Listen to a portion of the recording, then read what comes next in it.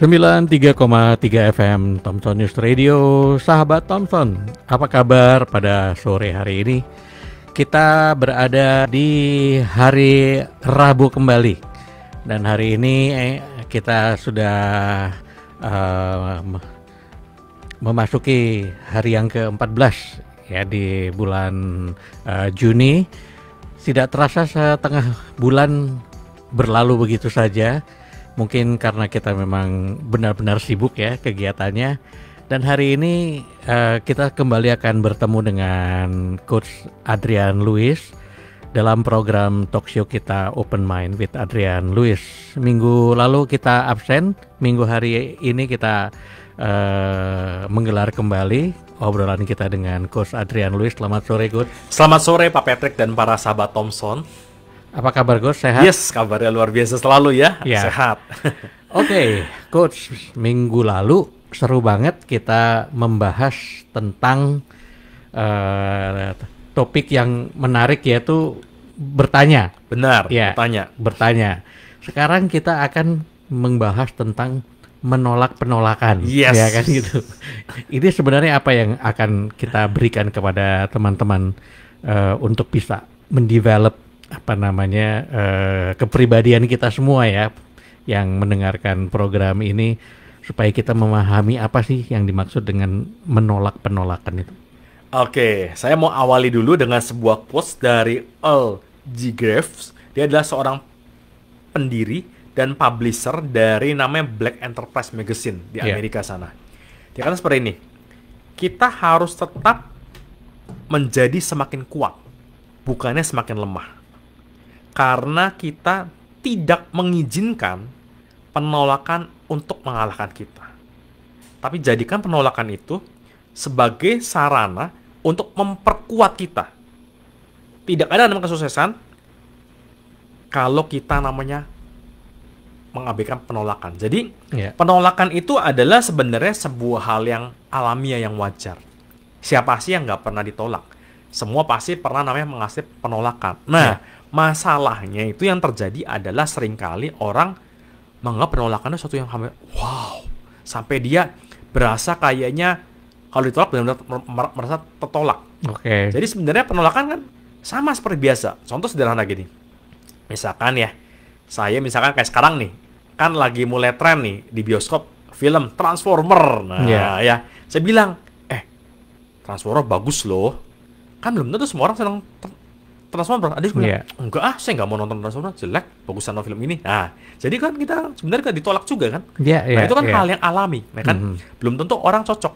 Tapi kebenarannya adalah pasti nanti ujung-ujungnya ada juga orang cocok. Nah, bagaimana kita bisa mengelola penolakan ini akan membuat kita menjadi orang berbeda. Nah, kalau kita dengan penolakan aja takut, pasti ujung-ujungnya kita nggak berani lakukan apa-apa. Karena seperti ini selalu ya, kalau kita mencoba sesuatu, kita mencoba, pasti ada dua hal kan, ditolak atau diterima, berhasil atau gagal. Itu kita mencoba sesuatu. Tapi kalau kita sama sekali nggak lakukan apa-apa, pasti hasilnya 100% adalah gagal. Jadi kita hari ini topik kita sepanjang 1 jam nanti, kita akan belajar tentang bagaimana kita menolak penolakan. Supaya hidup kita bisa namanya mengalami sebuah lompatan transformasi, hidup kita menjadi lebih keren dan spektakuler lagi. Demikian Pak Patrick. Oke. Jadi kita pertama harus memahami bahwa memang kita itu tidak selalu memiliki preferensi kebutuhan yang sama dengan orang lain. Benar. Sehingga sebenarnya ketika mereka istilahnya tidak sependapat dengan apa yang kita sampaikan, itu konteksnya sebenarnya ya memang karena kita melihatnya atau memandang segala sesuatu itu kadang-kadang dari sudut pandang yang berbeda. Bukan dalam arti kamu salah, saya lebih benar atau sebaliknya kan gitu. Jadi itu yang konsep yang harus diterima dulu ya. Ya, benar. Jadi baik lagi saya tekankan dulu, lebih penting nih ya. Kalau kita mau berhasil, kita harus belajar untuk kita dealing ya kan dengan penolakan. Berdamai dengan penolakan istilahnya, berdamai penolakan. Nah, karena penolakan ini, saya ulangi lagi, tekankan ini penting, adalah bagian yang alami dari kehidupan ini. Jadi contohnya ya, saya kasih contoh lagi. Misalkan, ingat-ingat deh, waktu zaman-zaman kita sekolah, misalkan ternyata kita nggak dipilih sebagai ikutan tim olahraga tertentu. Iya. Nah, kita kan masa tertolak, padahal belum tentu. Ya mungkin kita saat itu belum cocok. Iya. Tapi belum tentu juga kita selamanya nggak di situ ya. Atau juga misalkan kita nggak diizinkan misalkan bermain atau kita nggak menang di dalam sebuah pemilihan misalkan. Terus kita misalkan nggak dapat misalkan sekolah yang kita inginkan. Terus kita misalkan sekarang di pekerjaan kita nggak dapat promosi yang kita inginkan. Iya. Atau kita nggak dapat misalkan kayak sekarang nih lagi tren kan flash sale, super sale. Sale-nya pas sale nggak dapat kita barangnya. Kan juga kayak tolak gitu kan. Terus misalkan kita meminta naik gaji ya kan. Terus misalkan kita bikin janji. Bisa nggak kamu ke tahun ini? Oh nggak bisa kan ditolak juga itu ya. Iya. Kita bisa berdamai nggak seperti itu? Atau kita misalkan waktu awal-awal kita waktu sebelum menikah mengajak calon pacar kita untuk pacaran pertama kali gitu, kencan ya kan? Kan kadang juga bisa ditolak kan? Atau contoh juga ketika kita misalkan dipecat. Oke. Atau juga misalkan nih kayak Pak Petek lagi bikin buku gitu kan. Bikin buku terus bukunya ternyata ditolak oleh publisher. Bisa jadi juga itu penolakan. Atau kita punya proposal misalkan teman-teman mengajukan proposal entah itu ke perusahaan, ke company, minta namanya CSR, ditolak juga bisa jadi.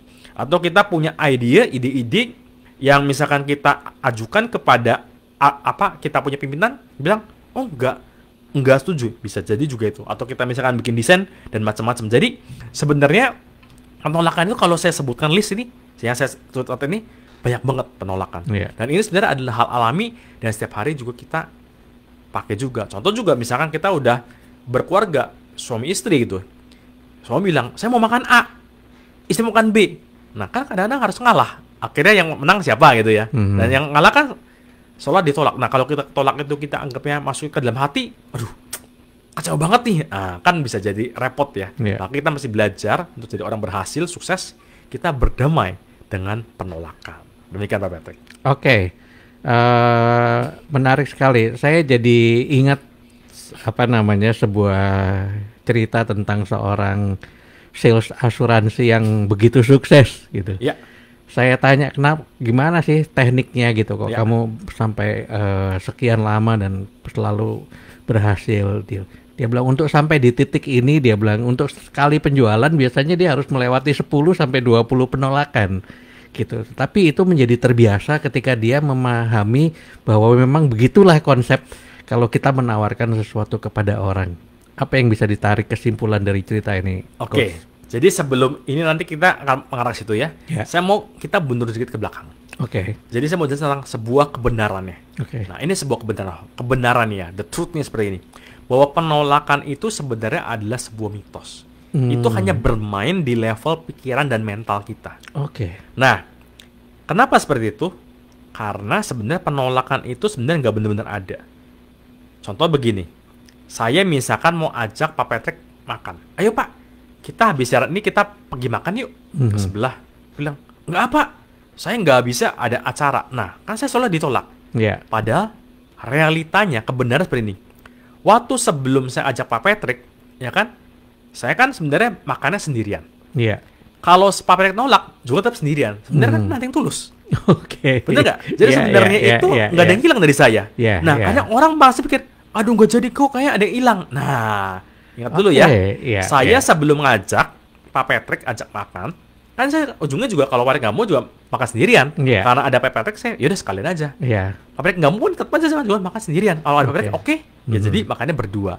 Seperti itu. Jadi sebenarnya penolakan itu adalah sebuah mitos. Jadi kita ingat ya, kita kalau ditolak sebenarnya nggak nothing tulus. Kita nggak ada yang hilang, nothing tulus. Seringkali lagi-lagi apa? Di pikiran kita nih, mental kita bikin kita merasa ditolak, aduh, kayak saya nggak cocok. Padahal sebelumnya juga nggak apa-apa. Nah, itu yang prinsip yang pertama. Yang kedua, terkait tadi Pak Patrick tentang namanya insurance. Jadi ini juga penting. Ada sebuah prinsip, waktu saya dalam namanya dunia sales, ini jadi guru saya, ada namanya rumusnya SW. SW-nya 4 kali. Ini singkatan dari apa? Singkatan dari some will, someone, so what, someone waiting. Jadi beberapa orang ingin, beberapa orang menolak, terus apa? So what gitu kan? Dan tunggu. Someone is waiting. Nah, ini ada sebuah hal yang penting. Ini saya belajar nih dari guru saya dan di dunia sales, namanya Mark Victor Hansen. Dibilang gini, kalau kamu ditolak, ya tenang aja. Kenapa? Karena ini, makanya bilang ini, what you want wants you. Yang kamu butuhkan tuh menanti kamu. Nah, jadi apa? Kita harus sampai tahu sampai kapan kita terus menawarkan, Anda akan terima. Nah, sama kayak kita contoh ya. Kayak tadi case-nya adalah seorang agent insurance ya. Saya mau nawarkan sebuah polis asuransi. Sebelumnya sekarang di saat ini apa? Saya kan nggak ada closing. Nah, mengajukan, ditolak. Ya udah nggak apa-apa. Posisi kan sama kan? Sama. Nah, nothing tulus. Tawarin lagi. Sampai akhirnya dapat poin 1, poin 2. Jadi, kalau ditolak, jangan dimasukin ke hati. Nah, orang sekarang seringkali begini. Ditolak, masukin hati. Saya tertolak, saya menderita. Kayak orang menolak saya. Padahal belum tentu. Mungkin, bisa jadi mungkin. Satu, ya kan? Orang itu belum butuh, ya barangnya, produknya. Yang kedua, orang itu butuh mungkin karena nggak ada uangnya. Nah, saya selalu di dalam saya melakukan sebuah bisnis, saya percaya. Kayak saya jualan buku. Saya tawarin buku yang saya bikin produksi. Buku digital gitu yang saya bikin sekarang ini. Saya tawarin.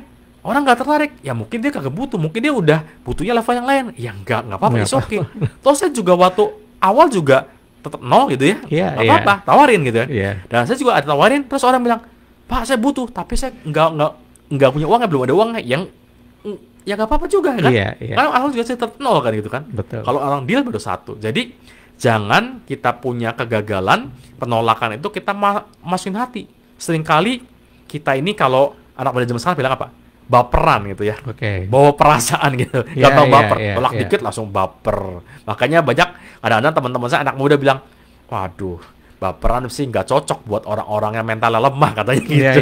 Betul banget. Nah makanya sebenarnya apa? Sebenarnya saya balikin lagi bahwa penolakan itu hanya mitos gitu ya, karena kita sebelum ditolak pun ya nggak ada apa-apa gitu ya. Terus tolak juga ya nggak apa-apa, tetap di kondisi awal gitu, nggak ada perubahan gitu kan. Jadi pesan saya, berdamailah dengan penolakan. Tolaklah penolakan. Tetap kita tawarin sampai kita mendapatkan siapa yang benar-benar menginginkan yang kita mau. Seperti kata Mark Victor Hansen gitu. Itu Pak Patrick. Coach, ini ada pertanyaan. Apa saja langkah-langkah praktis yang bisa diambil seseorang untuk mengatasi penolakan dan tetap maju dalam perjalanan perkembangan pribadinya? Nah ini saya mau jawab dari seorang penulis buku yang pernah diwawancara oleh Oprah Winfrey ya. Jadi Oprah Winfrey itu pernah bikin namanya Oprah Book Club, ya kan? Jadi buku-buku pilihan oleh Oprah Winfrey. Penulisnya namanya adalah Tony O'Dell ya. Nah, dia bikin buku judulnya ada Backroads ya, jalan belakang gitu ya. Nah, dibilang ini sebuah quotes ya. Jangan pernah menyerah pada mimpimu. Milikilah ketekunan, kegigihan pada semua hal yang penting dalam hidupmu. Kamu tidak perlu merasa namanya gagal kalau kamu namanya ditolak. Kecuali kamu gak mau dapetin apa-apa dalam hidupmu. Nah ini kata-katanya Tony O'Dell. Jadi apa? Prinsipnya gini. Yang pertama adalah kita tentukan dulu apa tujuan goalnya kita. 1. Yang kedua, kita tentukan namanya apa tindakan-tindakan yang mau kita capai. Nah, selalu kita bertindak action, itu ada 2 hal. Berhasil atau gagal. Nah, ini pelajaran yang seringkali saya ajarkan di kelas saya, di kelas Neuro-Linguistic Programming Practitioner, saya ngajarin ini. Kalau kita gagal, ada beberapa pilihan. Gagal langsung nyerah, quit. Gagal ya. Gagal, coba terus ya. Lama-lama stres juga. Karena mungkin kita perlu ubah strateginya. Nah, ini yang ketiga. Kita mesti ubah cara kita pendekatannya. Belajar ubah strateginya.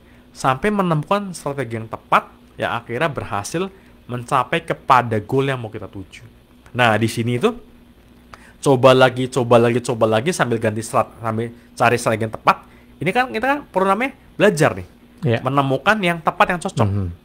Karena contoh, sekali orang bilang sama saya gini, Pak, misalkan saya mau tawarin sebuah produk gitu ya. Ini paling gampang sebuah produk ya. Sama sebuah produk, saya belajar misalkan ilmu sales dari luar negeri.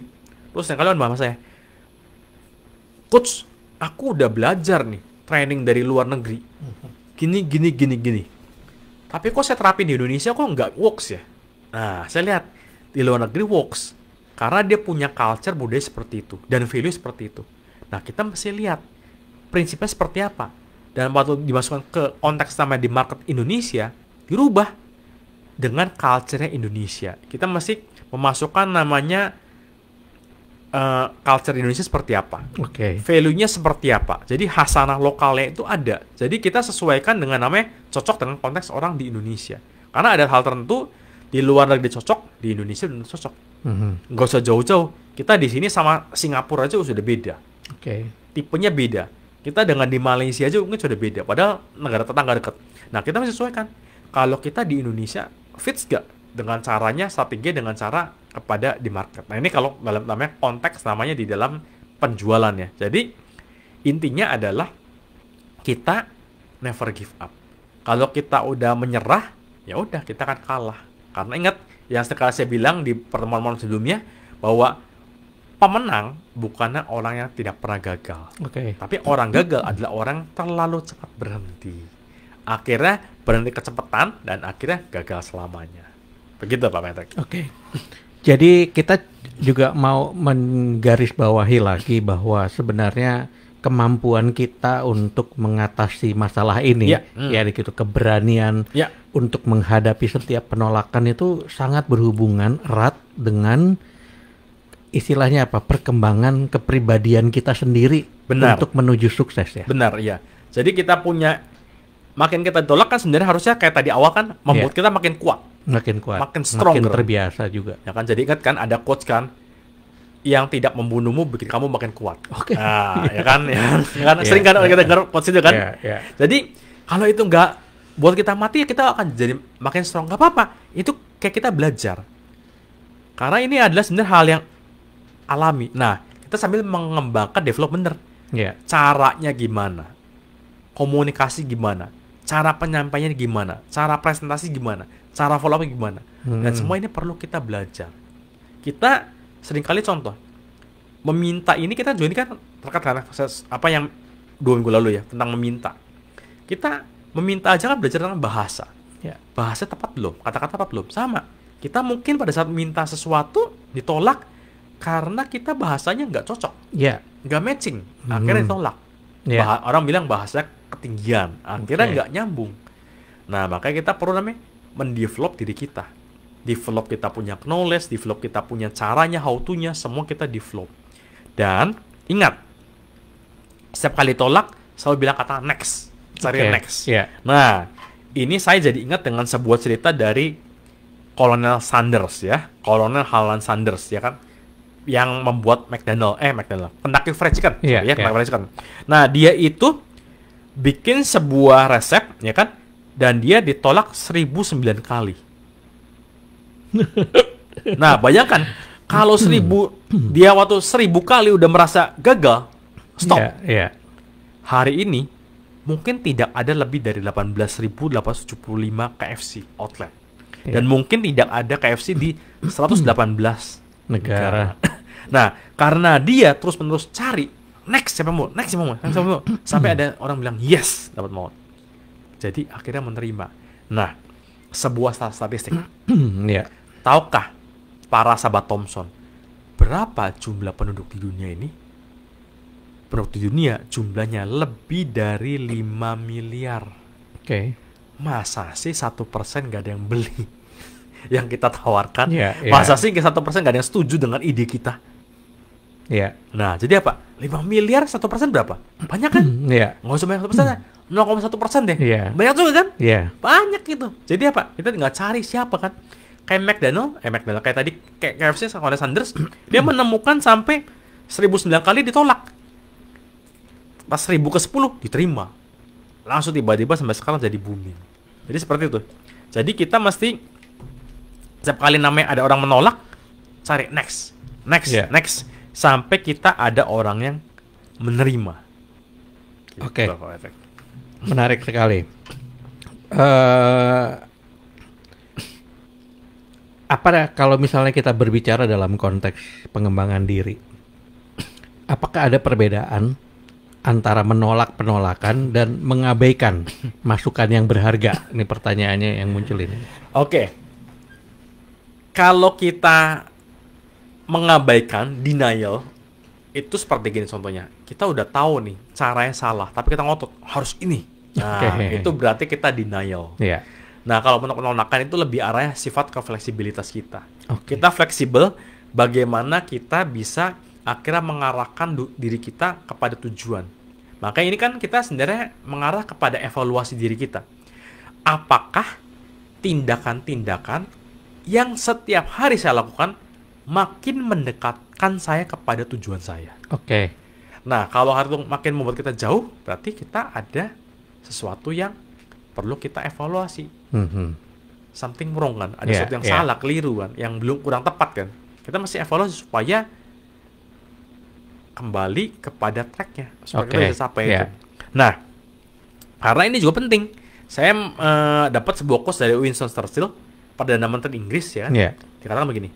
Kesuksesan adalah terdiri dari kegagalan demi kegagalan tanpa kehilangan antusiasme. Jadi apa?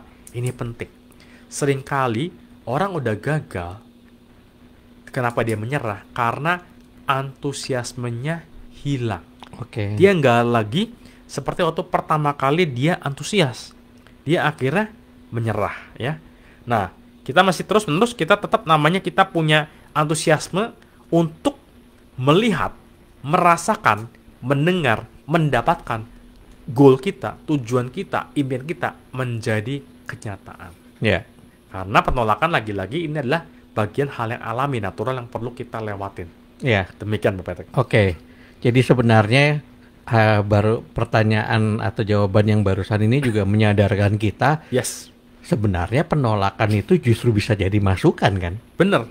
Gitu. Jadi dengan penolakan itu makanya sering banyak orang kalau ditolak dia tanya, boleh nggak aku tahu alasannya aja supaya aku belajar dari ini apa. Benar. Apa yang bisa dijelaskan nih Coach? Betul. Nah, tentang feedback ya. Feedback. Nanti kita akan belajar lebih jelas di minggu depan. Jadi minggu depan topiknya tentang feedback supaya kita bisa on the track.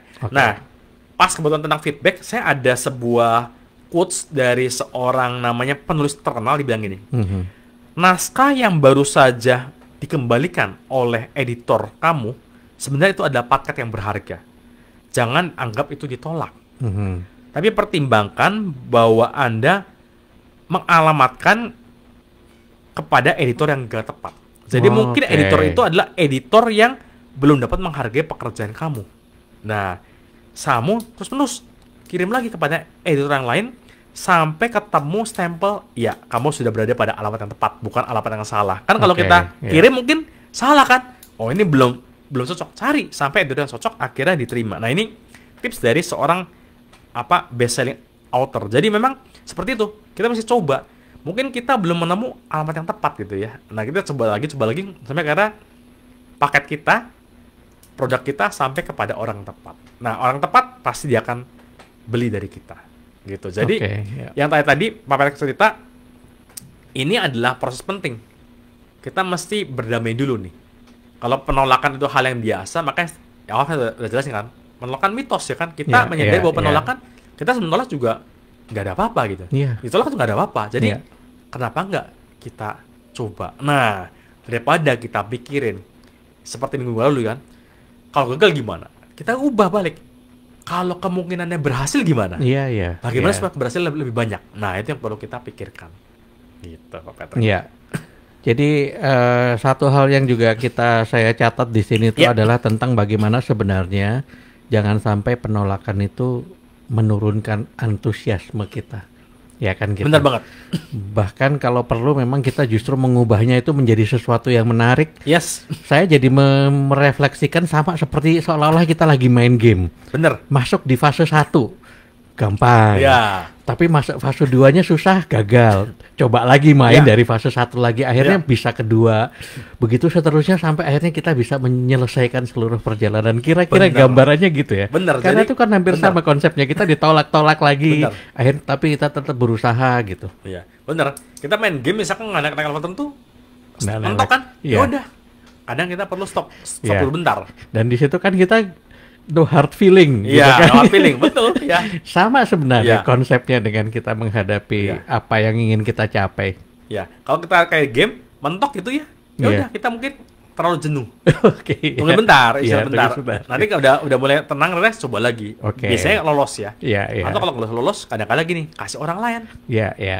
Orang lain bantu bikin lolos di situ. Iya. Jadi sama. Karena juga gini, kita punya sebuah produk. Kita merasa mentok kan? Mhm. Kenapa nggak kita hire orang lain atau rekrut orang lain? Iya. Kan sekarang gampang bisa bikin sistem affiliate atau reseller gitu ya.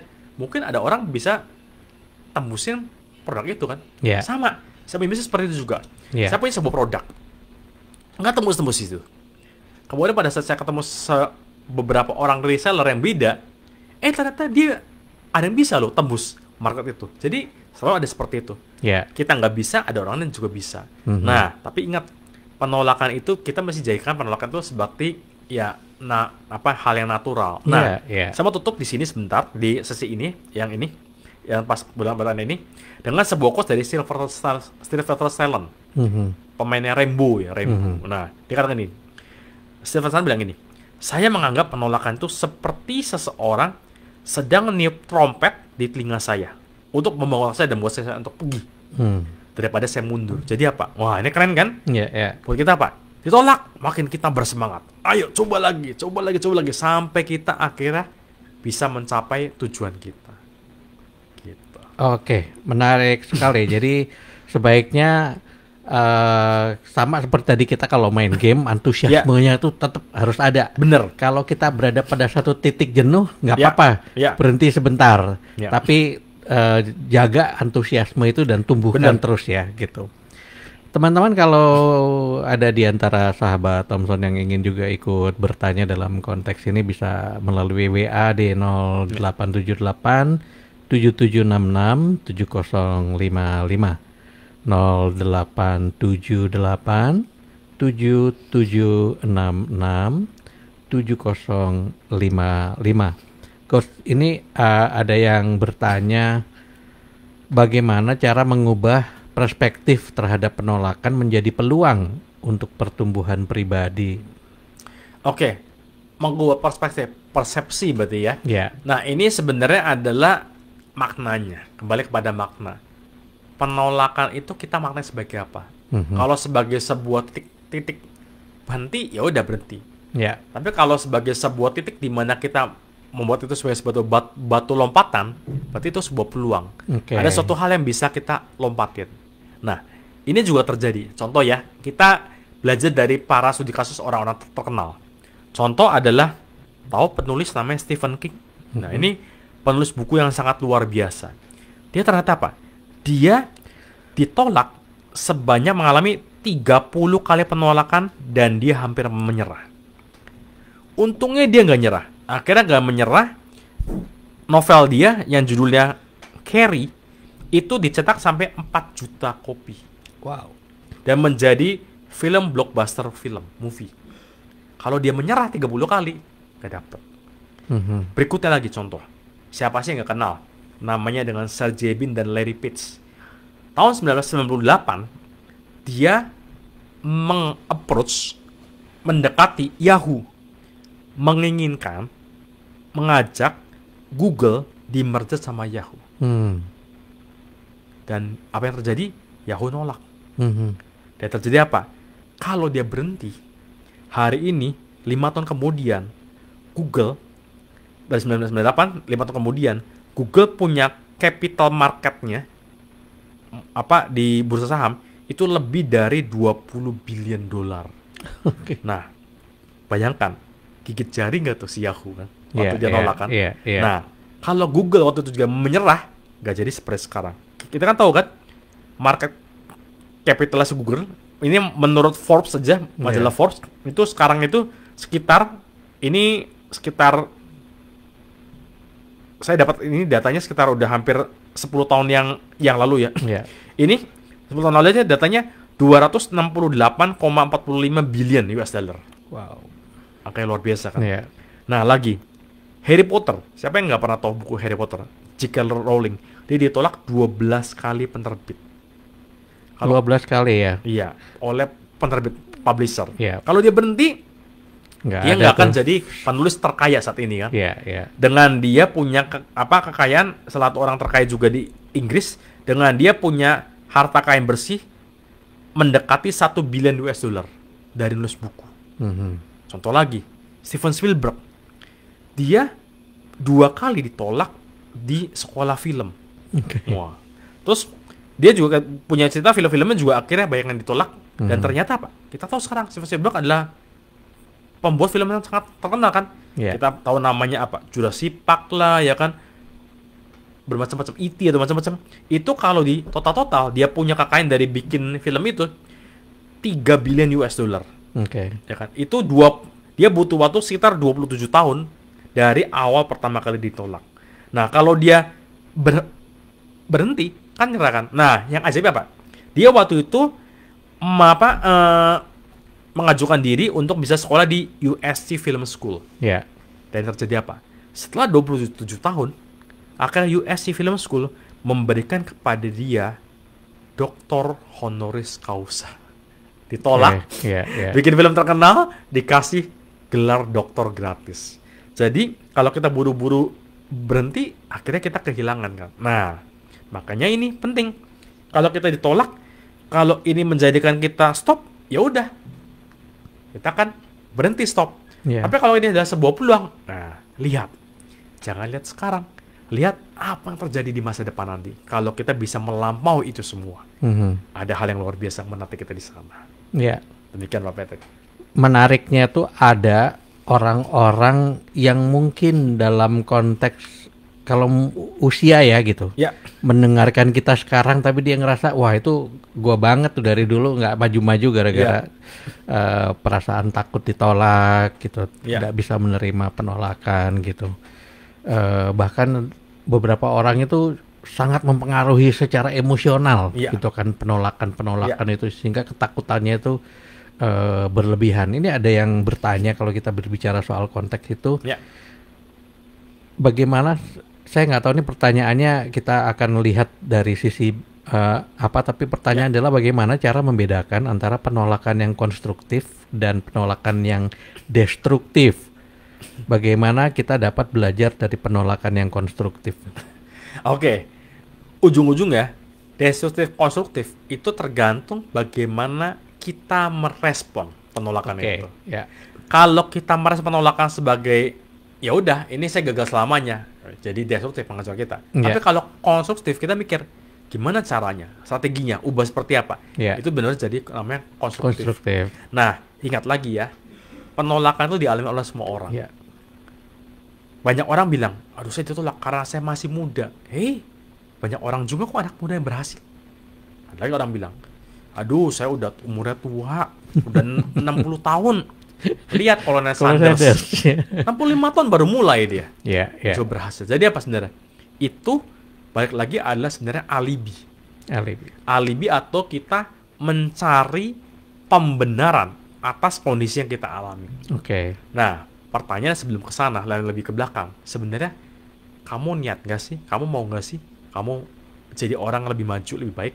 Nah, kalau kamu mau, why not? Ya. Ditolak ya nggak apa-apa. Jadikan itu sebenarnya memicu kamu untuk bikin lebih baik, bikin lebih baik, lebih baik, lebih baik, dan lebih baik lagi. Ya. Pak Patrick. Jadi sebenarnya konteks destruktifnya itu bukan penolakannya yang destruktif, Iya. tetapi bagaimana kita merespon Benar itu, banget. gitu kan Setuju. gitu. Kalau itu kita anggap sebagai pisau yang sangat tajam, ya kita menjadi sangat sakit. Iya. Ya kan gitu. Tetapi kalau kita anggap ya itu sudah biasa aja, malah nggak terasa apa-apa. Benar banget. Apalagi kalau kita sudah sering melatih Ya. diri kita dalam konteks yang ini ya Ya. gitu. Nah kemudian ada lagi apa namanya?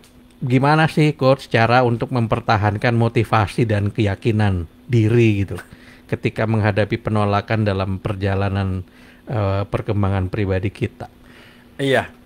Motivasinya, ya udah kita lihat kepada goalnya. Nah, Oke. kalau goalnya kita lebih besar dibanding penolakan kita saat ini, pasti kita akan maju. Tapi kalau kita melihat penolakan kita sekarang besar banget dibanding goal kita, biasanya kita berhenti. Ya. Jadi motivasi kan dari motif, kata motif ya. Motif kan sebenarnya alasannya kan. Apa Oke. goalnya yang mau kita tuju atau motif. Oke. Kalau Iya. motifnya kita mau tujuan yang sangat besar, itu nggak akan menghentikan kita. Oke. Tidak akan menghentikan kita.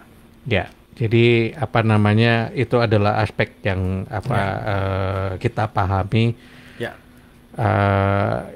kita yang ngontrol benar. gitu bahwa semuanya itu adalah sebenarnya masalahnya tentang kita gitu, Ya. bukan tentang orang lain. Ya. Oke, coach. Kalau ini ada pertanyaan Ya. lagi, apakah jenis kesalahan umum yang sering dilakukan saat kita mencoba untuk menjadi orang yang mampu menolak penolakan ini? Ya, kesalahan umum gini. Kita seringkali hati-hati dengan terjebak adalah over PD. Oke, Itu juga bahaya. ya, ya, Over PD itu terlalu anggap sepele. ya, Nah, ini juga nggak boleh terlalu Iya. menggampangkan. Karena hati-hati. Mungkin di situ kita ada misalkan ada pelajaran kan. Iya. Over PD anggap sepele kan. Mhm. Terus yang berikutnya lagi yang sering dialami ada kesalahan-kesalahan umum adalah apa? Melihat challenge-nya gede banget. Oke, Jadi nggak berani gerak. ya, Nah, terus kesalahan umum lagi berikutnya adalah dia nggak mau belajar. Merasa bahwa sekarang udah cukup semua, udah oke semua dan bisa mengatasi masalah. Padahal apa? oke, Kita naik tantangan tentunya levelnya masih makin tinggi naik. ya, ya, Karena nggak bisa kita punya sekarang menghadapi dengan tantangan yang lebih besar. Kita mesti namanya upgrade, terus bertumbuh, mendevelop diri kita. Akhirnya kalau kita makin develop, masalah yang kita lihat, tantangan kita jadi makin kecil karena diri kita jadi lebih besar. ya, Lagi-lagi balik lagi kan, kalau kita punya masalah segini, diri kita yang kecil, ya kita gede banget ya. Tapi kalau kita balik, diri kita jadi besar, masalah Iya. jadi kecil segini. Kita lihat, ih kecil juga ya. Nah, Oke. sampai kita ketemu lagi sama lagi, kita naikin lagi gitu. Jadi kita mesti terus-menerus mengembangkan diri kita supaya kita lebih besar daripada masalah kita. Demikian. Oke, Pak. ini yang menarik ya gitu Iya. bahwa kita sering kadang-kadang konsentrasi sama masalahnya. Iya, Ya kan, bukan konsentrasi pada goals yang kita mau Iya. tuju gitu. benar. Karena kalau kita sebenarnya lebih fokus pada goals yang mau kita tuju, Ya, maka aspek-aspek yang tadi menghambat itu menjadi tidak prioritas gitu Ya. untuk kita bahas. Kita Ya. lebih mencoba untuk gimana caranya kita mendapatkan solusi yang lebih Ya. baik supaya tujuan yang tadi kita ingin capai Ya. itu segera bisa kita selesaikan ke Benar. sana kan gitu. benar. Ya, coach, pada bagian akhir nih coach gitu. Jadi sebenarnya apa yang bisa kita rangkum secara menyeluruh tentang konteks penolakan ini? Keterkaitannya adalah minggu lalu kita sudah membahas tentang apa yang kita sebut dengan bertanya atau bertanya dan bertanya itu. Oke, jadi kesimpulannya seperti ini. Penolakan itu sudah ada hal yang alami. Ya, Jadi kita pahami sebenarnya penolakan itu, maka kita bisa menolak penolakan karena penolakan itu sebenarnya adalah kondisi alami dan sebelum kita tolak kita juga nothing. Ditolak Oke. juga kita nggak kemana-mana juga, Mhm. nggak ada yang rugi, Nggak ada nothing yang tulus. rugi, Jadi kita masih coba. Nah, menghadapi penolakan ingat lagi nih, kalau kita punya setumpuk kartu remi, ya kan kartu remi kan ada 4 kartu as. oke. Nah, kita kan nggak tahu 4 kartu ada di mana. Kita buka as, buka as, buka as, terus buka as, dan ternyata di 4 kartu terakhir adalah as, dan as. Ya, Nah, kita ibaratnya kadang menemukan kartu asnya itu. Kita nggak tahu di mana letak kartu asnya. oke. Kalau kita tengah-tengah udah berhenti, ya kita berhenti. Nggak Jadi apa? ketemu. Teruslah Iya, kita iya. mencoba trial, upgrade diri kita jadi makin baik, mencoba no hard feeling, jangan Iya, kita iya. merasa namanya kecewa gitu ya. Kita coba terus sampai kita menemukan asnya kita. Pas kita menemukan as kita, di situ titik lompatan kita yang luar biasa. Oke. Jadi ingatlah bahwa penolakan adalah hal alami dan kalau kita ditolak sebenarnya nothing tulus Iya. dan kita terus berjuang sampai akhirnya goal kita bisa tercapai. Demikian Pak Patrick. Baik, sahabat Thompson, menarik sekali topik yang kita bahas pada hari ini. Intinya adalah hari ini kita akan belajar untuk menjadi sebuah pribadi yang berkembang semakin baik dengan memiliki kemampuan untuk menolak penolakan tadi, dengan memiliki kemampuan untuk bisa bergerak ke arah yang lebih positif Ya. setelah kita melalui banyak sekali hambatan atau melalui tantangan-tantangan yang kadang-kadang kita anggap itu sebagai penolakan, tetapi sebenarnya itu adalah satu masukan yang bisa kita gunakan untuk tahu bahwa strategi yang lain mungkin harus kita pakai untuk bisa menuju ke tempat yang kita inginkan. Yes. Terima kasih Coach untuk ngobrolnya pada sore hari ini. Kita akan ketemu lagi di minggu yang akan datang. Jadi topiknya tentang sesi kita ke-20 adalah menggunakan umpan balik untuk keuntungan kita. Feedback. Oke. Nah, Ya, jadi ketika tentang feedback kita dapat, Oke. gimana cara kita pakai untuk membuat kita jadi lebih maju. Oke. Jangan lupa kalau kita atau sahabat Thompson ingin mendapatkan ilmu yang setahap lebih maju lagi dalam konteks obrolan kita bersama Coach Adrian Luiz, silakan ikuti pertemuan kita di minggu yang akan datang. Sampai jumpa Coach. Thank you, sampai jumpa. Yuk. Bye.